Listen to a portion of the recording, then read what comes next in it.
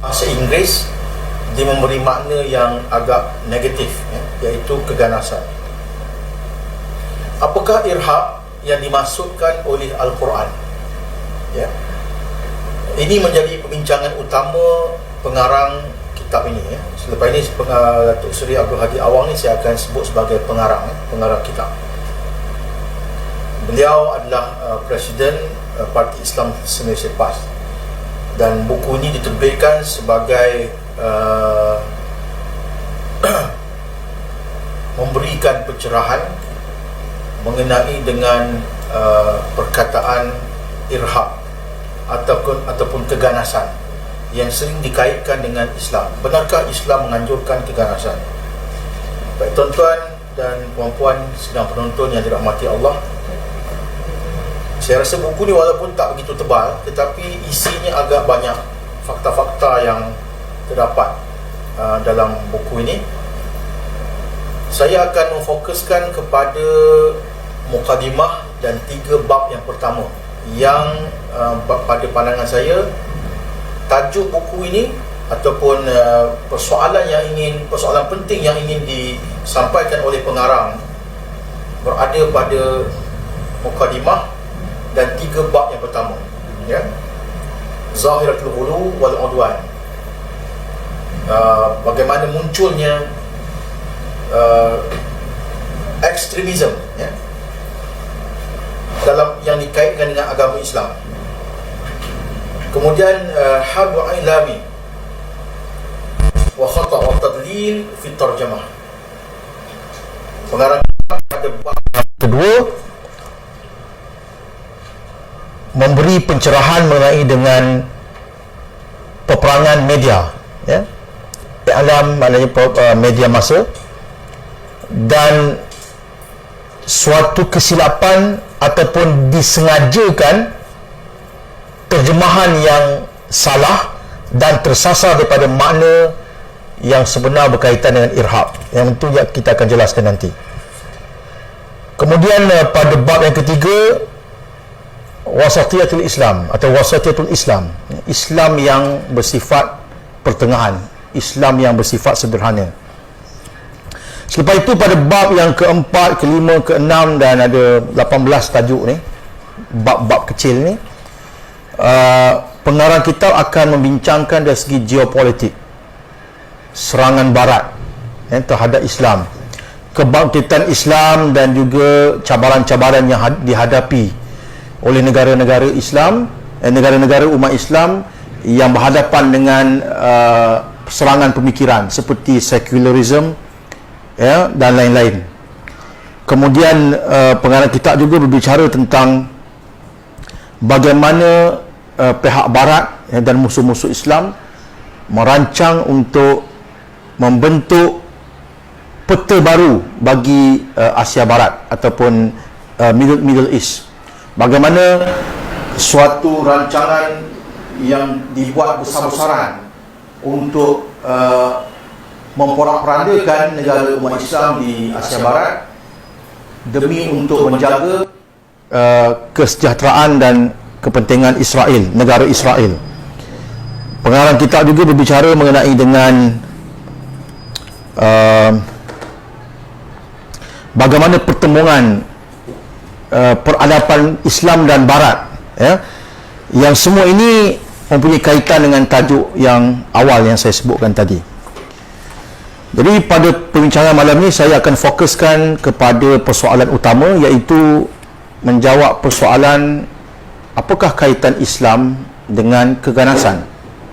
Apakah tindakan keganasan ataupun terorisme yang dilakukan oleh golongan-golongan dan kumpulan-kumpulan yang dikaitkan dengan Islam benar-benar menepati nas-nas syarak, nas-nas Quran ataupun hadis-hadis Nabi SAW. Itu yang paling penting dibicarakan oleh pengarang kitab ini. Baik, saya pergi pada mukadimah dulu. Baik, di peringkat awal pengarang kitab ini dia membincangkan tentang serangan media terhadap Islam dengan istilah-istilah yang sengaja dimesongkan untuk menggambarkan sesuatu yang tidak benar terhadap agama Islam itu sendiri. Yang baik, iaitu pada kalimah irhab. Kita akan sebutkan, Islam dikaitkan dengan keganasan ataupun dalam bahasa Inggerisnya disebutkan sebagai terorisme. Apa itu teroris kalau ikut dalam pemahaman barat? The unlawful use of violence and intimidation, especially against civilian. Itu takrif umum bagi makna terorisme, iaitu bagaimana keganasan dan kekerasan digunakan secara melangkaui undang-undang, terutamanya digunakan terhadap orang awam, seperti tindakan mengebom bangunan, menyerang tempat-tempat awam, stesen kereta api, kapal terbang, lapangan terbang dan sebagainya. Ini dikaitkan dengan apa yang dipanggil terorisme. Perkataan terorisme itu diterjemah dalam bahasa Melayu dengan makna keganasan. Sedangkan dalam bahasa Arab, perkataan irhab dia boleh membawa makna yang negatif dan boleh membawa makna yang positif. Baik. Saya nak terus pergi pada ayat yang berkaitan dengan irhab. Sekarang kita ini kita ayat surah Al-Anfal ayat 60. Ini ayat yang biasa kita akan temui dalam kitab-kitab berkaitan dengan jihad atau peperangan. Allah Subhanahu wa taala berfirman, a'udzu billahi minasyaitonir rajim, wa a'iddu lahum mastata'tum min quwwah wa min ribatil khair turhibuna bihi aduwallahi wa aduwakum wa akharina min dunihim la ta'lamunahum Allahu ya'lamuhum wa ma tunfiqu min syai'in fi sabilillah yuwaffa ilaikum wa antum la tuzlamun.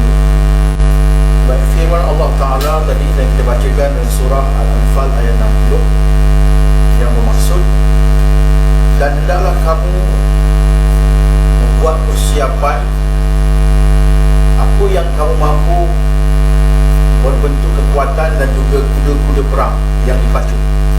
Baik, Allah Subhanahu wa taala memerintahkan orang-orang beriman supaya untuk berjihad menghadapi musuh perlulah mempersiapkan kekuatan. Kekuatan yang dimasukkan ini dalam hadis Nabi SAW, sebagaimana hadis yang diriwayatkan oleh Imam Al-Bukhari, bila mana para sahabat bertanya apakah makna kekuatan yang dimasukkan dalam ayat ini, maka baginda SAW naik atas mimbar, lalu baginda bersabda, ala innal quwwata ramyu, ala innal quwwata ramyu, diulang sebanyak 3 kali. Ketahuilah bahawa kekuatan yang dimasukkan itu ialah melempar, iaitu melempar lembing. Mana para ulama menyatakan bahawa orang Islam mesti ada kemahiran dalam menggunakan senjata, dan senjata ni dia akan berubah mengikut zaman. Sampailah zaman kita, mana segala senjata yang digunakan untuk berperang seperti rifle, senapang dan sebagainya, itu termasuk dalam makna quwwah wa min ribatul khair, kuda-kuda perang yang dipacu, yang mana keadaannya boleh berubah pada zaman kita menjadi kereta-kereta perisai, kereta kebal dan sebagainya. Baik, tujuan orang Islam disuruh membuat persiapan menghadapi musuh ini, Allah Ta'ala nyatakan, turhibuna bihi aduwallahi wa aduwakum. Dengan persiapan itu kamu akan menggerunkan musuh Allah dan musuh kamu. Wa akharina min dunihim la ta'lamunahum Allahu ya'lamuhum. Dan juga orang-orang lain, selain daripada musuh Allah dan musuh kamu yang kamu kenal, kamu tidak kenal mereka itu, sedangkan Allah mengetahui tentang mereka. Allah kenal akan mereka. Wa ma tunfiqu min syai'in fi sabilillah. Dan apa sahaja yang kamu infakkan pada jalan Allah, yuwaffa ilaikum, akan disempurnakan balasannya kepada kamu, wa antum la tuzlamun, dan kamu tidak akan dizalimi sedikit pun.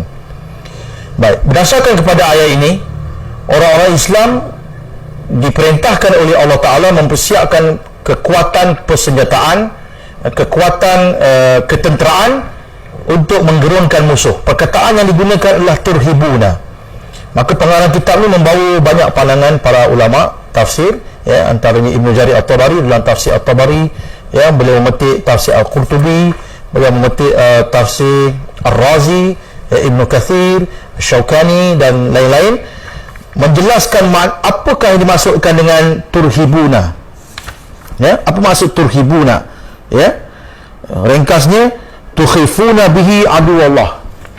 Turhibuna dengan maksud kamu menggerunkan, kamu menakutkan musuh Allah dan musuh kamu.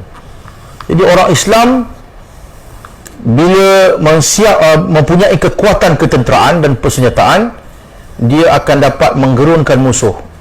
Inilah perkataan irhab yang dimaksudkan oleh Al-Quran. Kalau kita lihat perkara ini bukan satu perkara yang pelik, bukan satu perkara yang asing, kerana dalam zaman yang kita hidup pada hari ini, mana-mana negara dan mana-mana bangsa sekalipun memang akan membuat persiapan ketenteraan untuk negara mereka. Ya, setiap negara mempunyai tentera, mempunyai tentera-tentera yang terlatih, ya, mempunyai persiapan persenjataan sebagai benteng pertahanan negara. Jadi tidak menjadi pertikaian pun mana-mana negara dalam dunia pada hari ini, jikalau contohnya mereka mempunyai pasukan tentera, mempersiapkan kemahiran bertempur, tidak ada perkara yang janggal atau pelik mengenai itu. Maka itulah sebenarnya yang diperintahkan oleh Allah Subhanahu Wa Taala kepada orang-orang beriman, supaya orang Islam apabila mereka mempunyai kekuatan persenjataan, kekuatan ketenteraan, ianya akan dapat menggerunkan musuh. Ya, hari ini bila orang Islam meninggalkan salah satu daripada i'dad ini, persiapan ini, maka Islam tidak lagi digeruni. Jadi perkataan turhibuna itulah, ya, yang diterjemahkan sebagai terorisme ataupun dalam bahasa Melayu sebagai keganasan, yang mana terjemahan ini sebenarnya tidak tepat. Ya, terjemahan ini sebenarnya tidak tepat. Sepatutnya kita menterjemahkan turhibuna dengan maksud persiapan, ya, persiapan ketenteraan untuk menggerunkan musuh, dan perintah itu adalah perintah Allah Subhanahu Wa Taala. Kalau kita memahami keadaan ini, bahawa tidak menjadi satu perkara yang salah, ya, sekiranya orang-orang Islam melatih anak bangsanya, melatih, ya, penduduk negara, merekrut, ya, persiapan persenjataan dan ketenteraan. Dia tidak menjadi satu benda masalah. Tetapi bila kalimah itu diterjemahkan ke dalam bahasa Inggeris, ya, dengan makna teroris ataupun terorisme yang saya terangkan tadi, dia memberi satu makna yang negatif. Apatah lagi apabila kejadian-kejadian pengeboman, ya, serangan, pembunuhan yang berlaku kepada orang awam dikaitkan dengan Islam, ya, dan mencetuskan Islamofobia. Baik, secara umumnya itulah idea yang hendak disampaikan oleh pengarang kitab, ya, dalam mukadimah mengenai dengan tajuk ini. Jadi adakah Islam mempunyai kaitan langsung dengan keganasan? Kalau kita memahami keganasan seperti mana yang difahami oleh orang Barat, kan, yang didakwahkan melalui media-media Barat, kita mengatakan itu tidak ada kena-mengena dengan Islam. Ya, perbuatan seperti itu tidak ada kena-mengena dengan Islam. Ya, dalam bahasa Arabnya irhab.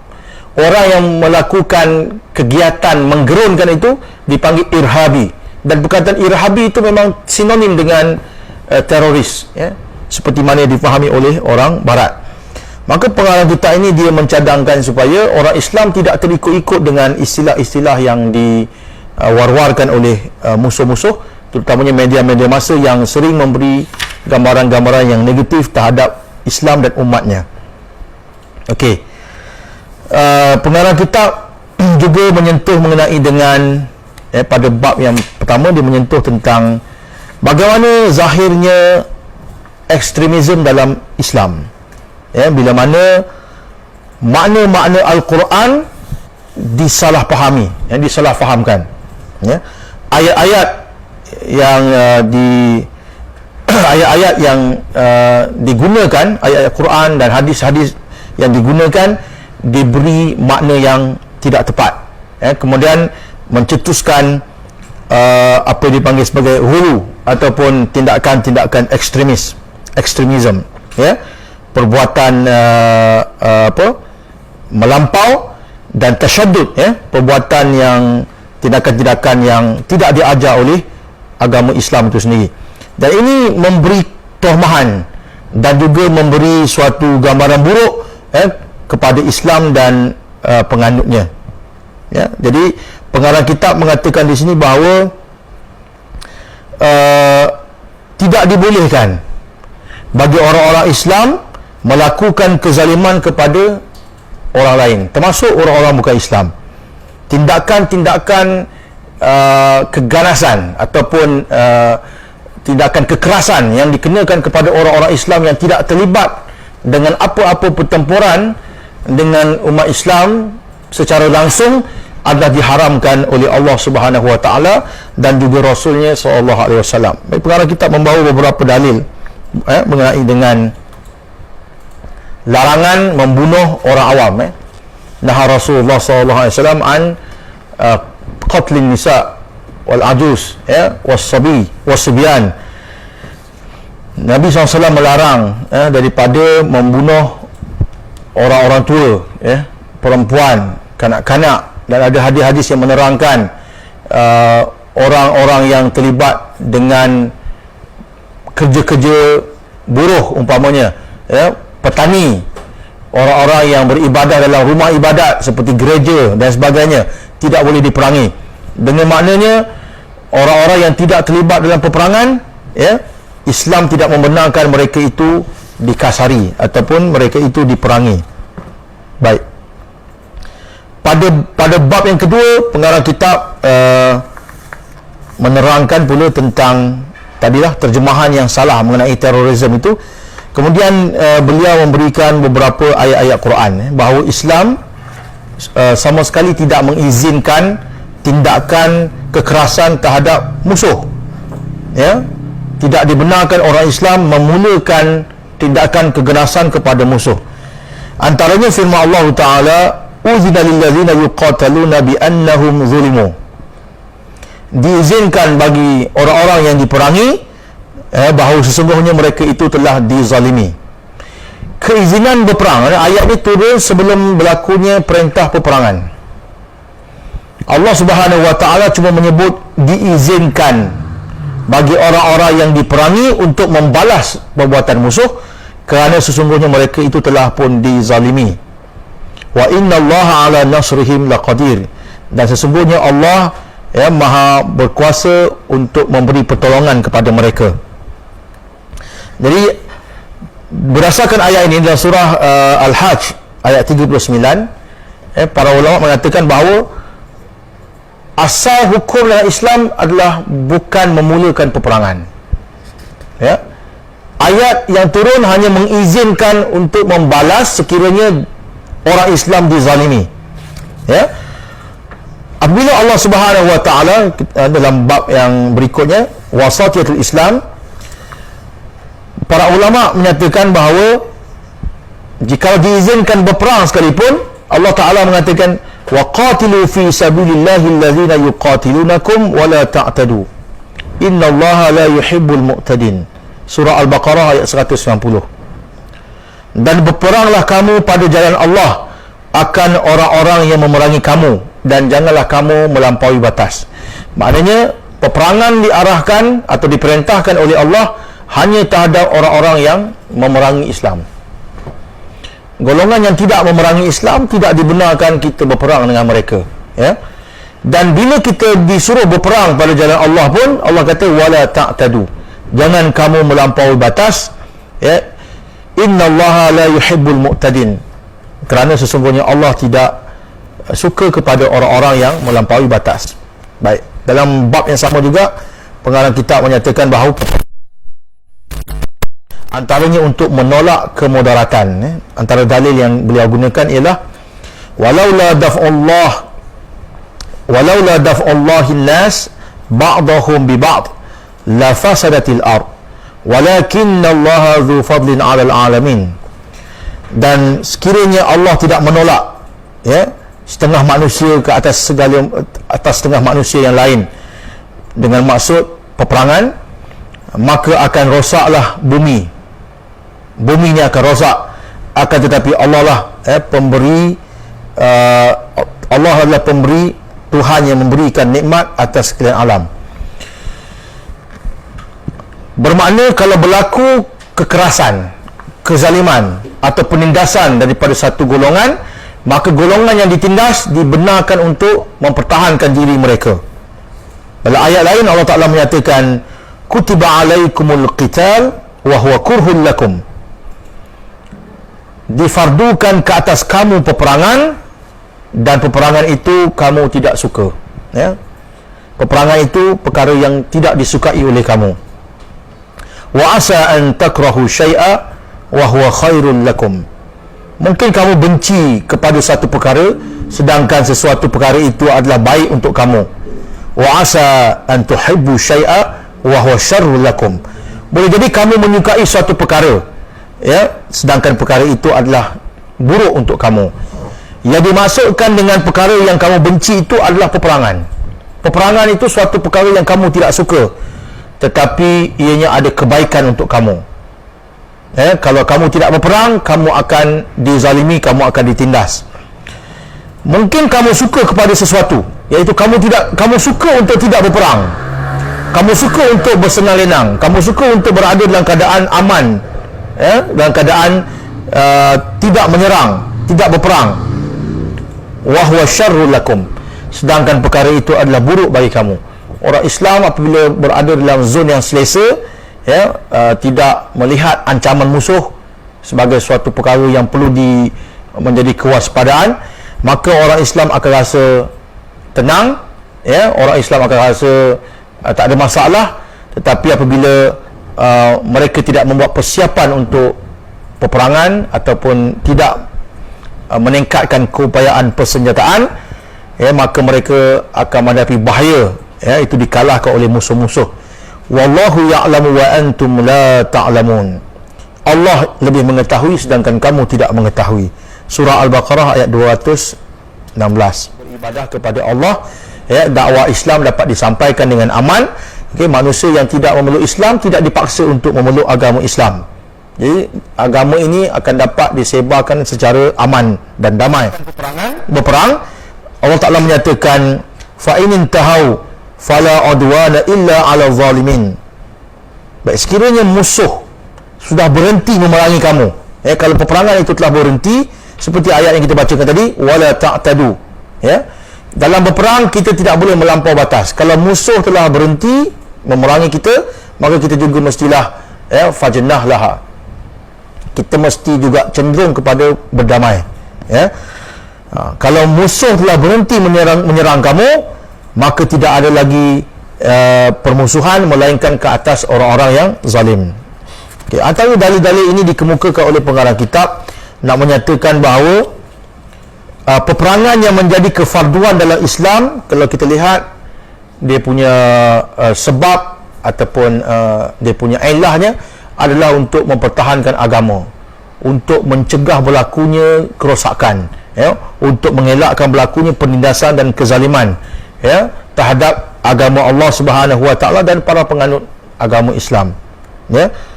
Itu antara intisari penting yang disampaikan oleh pengarang kitab mengenai dengan tujuan peperangan dalam Islam. Dan perkara ini menurut beliau adalah sangat bersalahan dengan apa yang difahami oleh Barat. Mereka melihat bila orang Islam berbicara tentang jihad dan peperangan, ianya diberi gambaran sebagai al-harbul muqaddas, sebagai the holy war, seolah-olah orang Islam ni dahagakan darah orang bukan Islam, seolah agama Islam ni dia tegak atas dasar untuk berperang dan pertumpahan darah.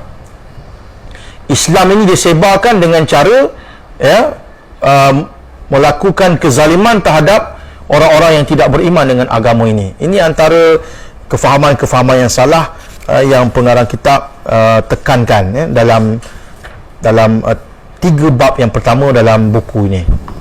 Itu gambaran yang awal mengenai dengan kupasan tajuk Al-Islam wa alaqatuhu bil irhab. Jadi orang Islam disuruh kita ni diberi pencerahan oleh pengarang kitab tentang makna irhab dalam bahasa Quran. Quran apabila menyebut tentang perkataan irhab, ianya adalah bentuk yang positif. Bahkan mana-mana bangsa dalam dunia hari ini memang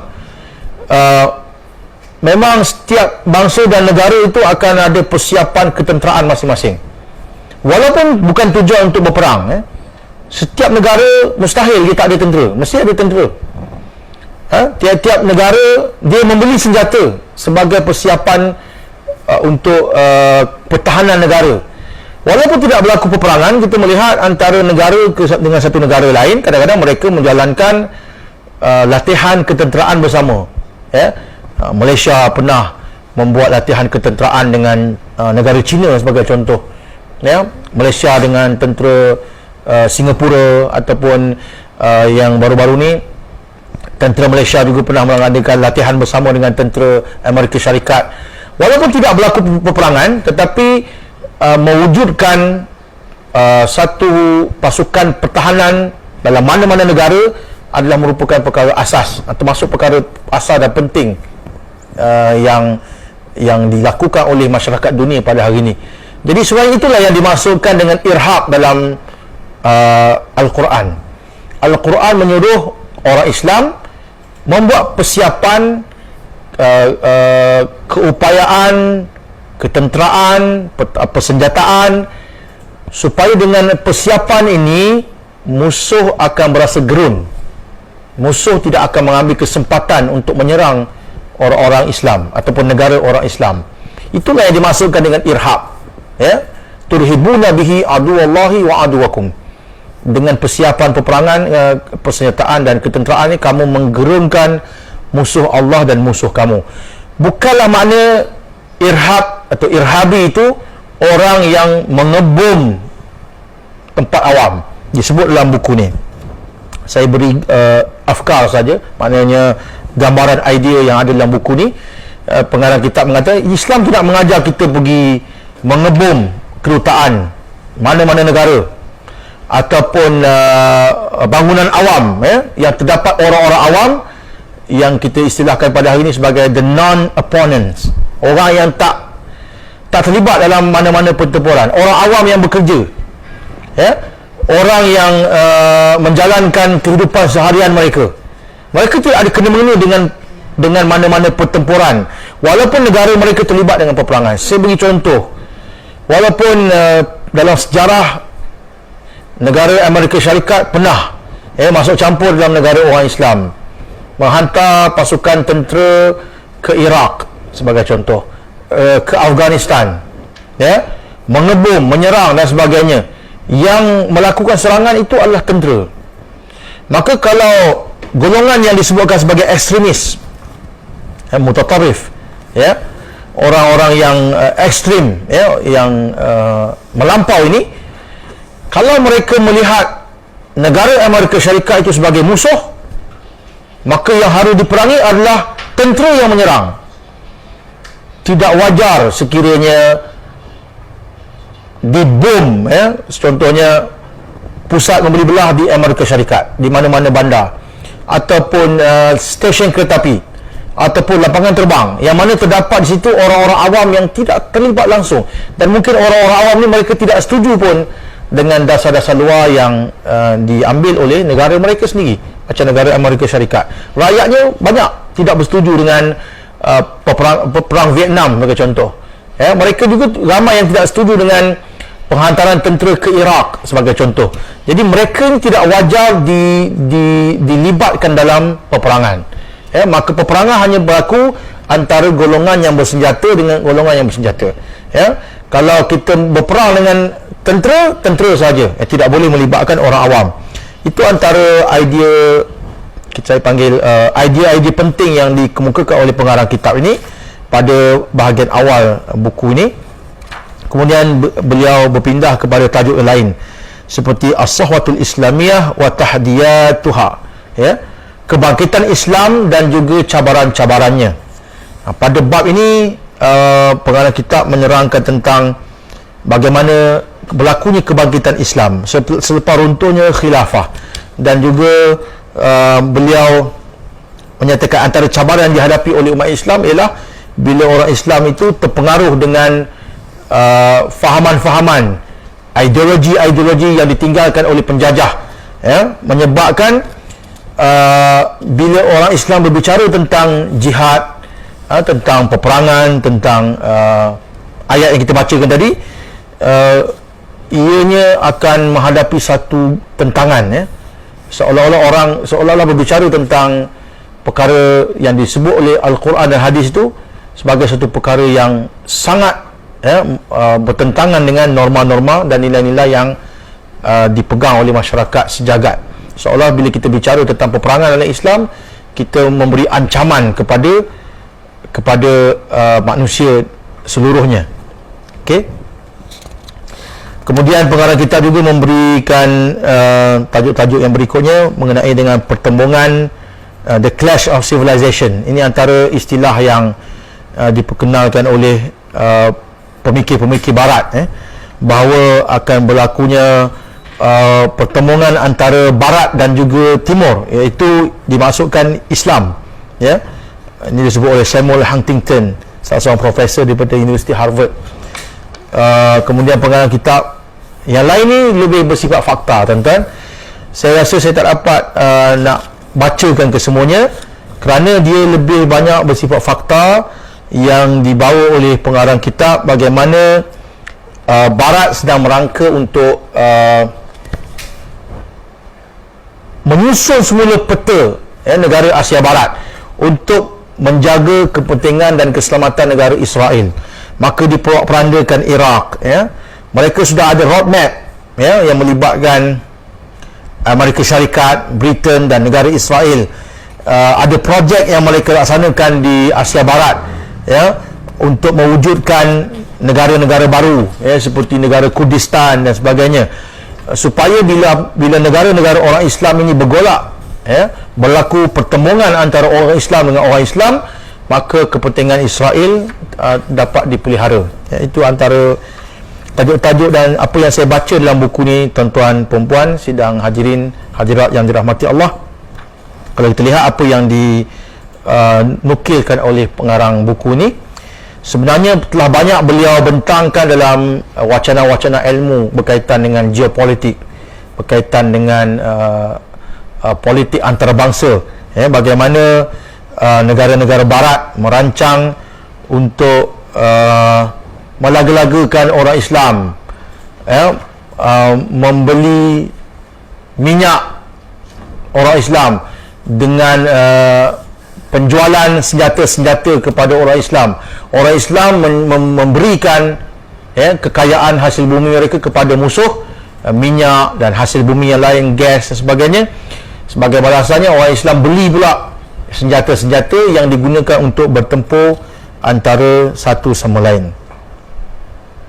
Jadi perkara-perkara ini sepatutnya menjadi satu pengajaran kepada umat Islam bahawa umat Islam tidak sepatutnya melakukan kesilapan seperti mana yang pernah berlaku kepada golongan yang terdahulu. Antara perkara yang disebutkan oleh pengarang kitab ini iaitu kesilapan yang telah menjadi sejarah hitam bagi umat Islam, pertempuran seperti perang Jamal, perang Siffin, yang terkenal dalam sejarah, bagaimana sesama para sahabat pun, dari segi politiknya pernah berlaku pertembungan antara satu sama lain, pertumpahan darah. Jadi perkara itu tidak patut diulangi oleh umat yang kemudian, tilkal ummah qad khalat laha ma kasabat wa lakum ma kasabtum. Antara ayat yang dipetik ialah umat yang terdahulu itu masa mereka telah pun berlalu, mereka mendapat apa yang telah mereka usahakan dan kamu akan mendapat apa yang kamu usahakan. Wala tus'aluna amma kanu ya'malun.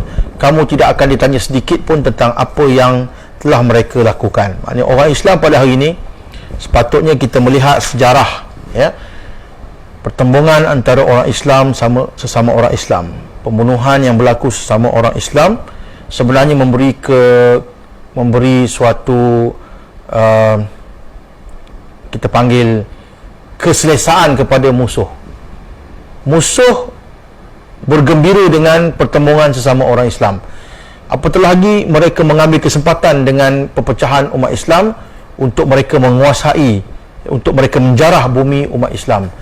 Jadi banyak bab-bab yang tak dapat saya sentuh pada malam ini, yang antara intipatinya menyebut tentang bagaimana negara-negara Islam ini diporak-perandakan dalam keadaan kita bertelagah sesama umat Islam.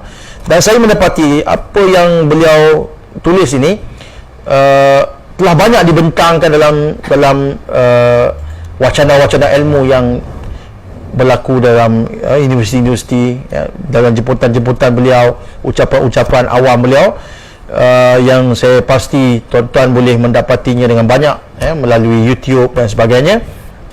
Jadi saya sangat menyarankan bagi mereka yang mempunyai kekuatan bahasa Arab untuk mendapatkan buku ini yang diterbitkan di bawah pejabat Presiden PAS, ya, Al-Islam wa alaqatuhu bil irhab. Islam dan hubungannya dengan irhab. Saya tak mau terjemah sebagai keganasan kerana perkataan keganasan itu tidak menepati irhab yang telah kita jelaskan berdasarkan ayat Al-Quran surah Al-Anfal ayat 60. Turhibuna bihi aduwallahi wa aduwakum wa akharina min dunihim la ta'lamunahum Allahu ya'lamuhum. Ya. Orang Islam hendaklah kembali kepada perintah Al-Quran, menyiapkan kekuatan, kemahiran bertempur, persenjataan. Dengan ini dapat menggerunkan musuh, ya, musuh Allah dan musuh kamu dan musuh-musuh yang kamu tidak mengetahuinya. Para ulama tafsir mengatakan musuh Allah yang ada dulu iaitulah Yahudi, Nasrani, ahli kitab. Kalau mereka memerangi orang Islam secara bersenjata, orang Islam wajib menghadapi mereka secara bersenjata, ya, termasuk musyrikin Arab, ya, musyrikin yang menyerang orang-orang Islam di Madinah. Wa akharina min dunihim, Allah Ta'ala menyatakan, dan ada golongan selain daripada ahli kitab, selain daripada Yahudi, selain daripada Nasrani, selain daripada musyrikin yang kamu tidak mengetahui tentang mereka, Allah mengetahui tentang mereka. Dan kita mendapati bahawa sepanjang sejarah orang Islam menghadapi ancaman daripada bangsa Tatar, ya, orang Islam juga dalam sejarahnya menghadapi keganasan dan penindasan, kezaliman daripada golongan komunis. Wa akharina min dunihim, ada lain daripada yang kamu tahu, ya, golongan yang kamu tak tahu tentang mereka, Allah tahu tentang mereka. Sekiranya orang Islam melaksanakan kewajipan mempersiapkan keupayaan ketenteraan ini, ya, kemahiran bertempur, persenjataan yang mampu untuk menggerunkan musuh, maka umat Islam tidak akan diperkotak-katikkan. Kalau orang Islam dapat memahami geopolitik, ya, mereka tidak akan diperkotak-katikkan oleh musuh untuk bertembung sesama sendiri, menghalakan senjata sesama sendiri. Sebaliknya kita hendaklah mengenal siapakah musuh kita yang sebenar. Saya rasa itu saya dapat yang dapat saya kongsikan pada malam ini. Saya mohon maaf sekiranya terdapat gangguan teknikal tadi, mungkin mengganggu penyampaian, ya, penyampaian yang kami usahakan pada malam ini. Walau bagaimanapun saya berharap dengan sedikit usaha yang dapat kami lakukan, walaupun dengan sebuah kekurangan pada malam ini, semua penonton muslimin dan muslimat yang dirahmati Allah mendapat manfaat, ya, daripada tajuk yang kita bincangkan. Sehingga kita bertemu lagi pada siri-siri yang akan datang, yang mungkin kita akan menampilkan pula tokoh-tokoh lain, akan membicarakan buku-buku yang lain pula. Saya dengan ini mengucapkan aqulu qawli hadza wa astaghfirullah li wa lakum wa lisairil muslimin wal muslimat fastaghfiruh innahu huwal ghafurur rahim. Wassalamualaikum warahmatullahi wabarakatuh.